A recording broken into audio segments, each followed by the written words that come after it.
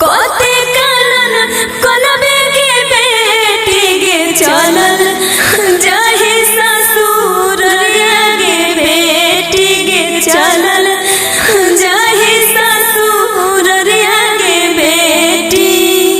जीजा जी मेरी दीदी का ख्याल रखिएगा। अरे जरूर साली जी, काहे ना, तू भी चला साथे, तारो ख्याल रखा। ठीक बा, जाता नहीं, सबके प्रणाम।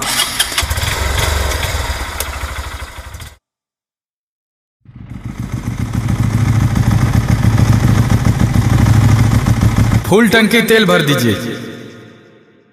1560 रुपए दीजिए। अरे बाप रे बाप, इतना महंगा पेट्रोल कब से हो गया? लगता है गाड़ियां बेचना पड़ेगा। मुहा की देखो हो, पैसा देहो ने। हाय ला 500, बड़की साली दिले रही। हाय 500 सरहजिया दिले रही।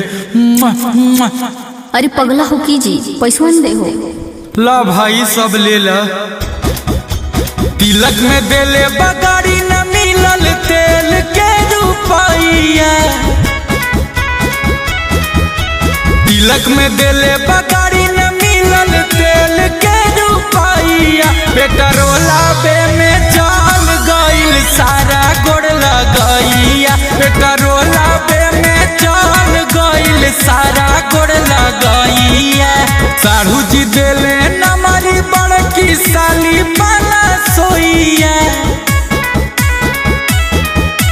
साढ़ू जी देले नमरी बड़की साली बना सोइया। पेट्रोला बे में चल गइल सारा गोड़ लगैया। पेट्रोला बे में चल गइल सारा गोड़ लगैया। एक तरह से तो साढ़ुए जी ठीक हैं, 100 रुपया दिए गोड़ लगाए। सरवा तो बहिन चोद और कंजूस है, 50 रुपया दिया गोड़ लगाए। लगता है औकाते नहीं। ए जी औकात में मत जाइए, दहेज में गाड़ी मिलता है, कहीं तेल थोड़ी ना मिलता है। अरे तिलके में तो गछा गया था कि गाड़ी के साथ साथ भर टंकी तेल भी मिलेगा। हम अलग से थोड़ी मांग रहे हैं। अरे आपसे मुँहे लगाना बेकार है। लो, गाड़ियों पंचर हो गई। अब बैठिए मत गाड़ी पे, उतरिए और ठेलिए। हम ठेलेंगे बोलेंगे नहीं, मम्मी का फोन आ गया है, रुकिए। खोजले पगला दामाद बड़ी भूखा बोहोगे। खोजले पगला दामाद बड़ी भूखा बोहोगे। गाड़ी भेलो पंचर हमसे ठेला बोहोगे। गाड़ी भेलो पंचर हमसे ठेला बोहोगे। अब हमर सुना सासू जी। हाँ मेहमान बोलो। बेटी बिया तोहर सासू बड़ी झगड़ाही जी। बेटी बिया तोहर सासू बड़ी झगड़ाही जी। बाते बात में करा तारी हमारा से लड़ाई जी। बाते बात में करा तारी हमारा से लड़ाई जी। बाते बात में करा तारी।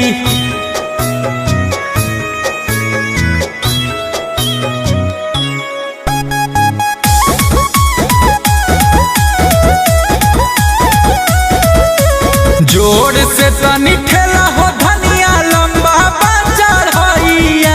हम कभी गाड़ी घोड़ा नहीं ठेले हैं। जोर से तनी ठेला हो धनिया लंबा बाजार होइया। पेट्रोला बे में चल गइल सारा गोड़ लगैया। पेट्रोला बे में चल गइल सारा गोड़ लगैया।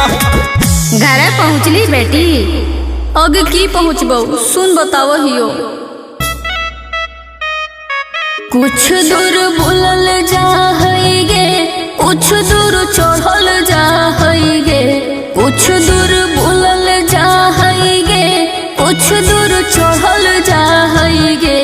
पूरे रास्ता में हमारा से लड़ल जाहैगे।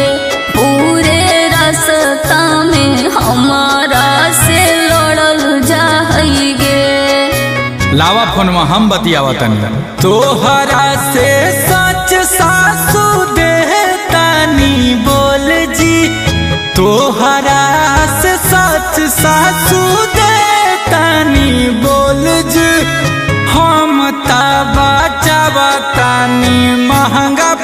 पेट्रोल जी, हम ता बचावतानी महंगा बा पेट्रोल जी, हम ता बचावतानी। अब आप ही बताइए सासू जी, हम होशियार हैं या नहीं? हाँ मेहमान, तो बहुत चालाक हो।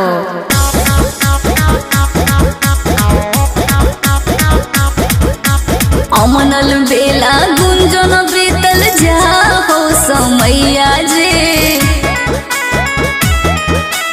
अमनल बेला गुंजन बीतल जा हो समैया जे। चढ़ी के चलो हम देव तेल के रुपैया जी, चढ़ी के चलो हम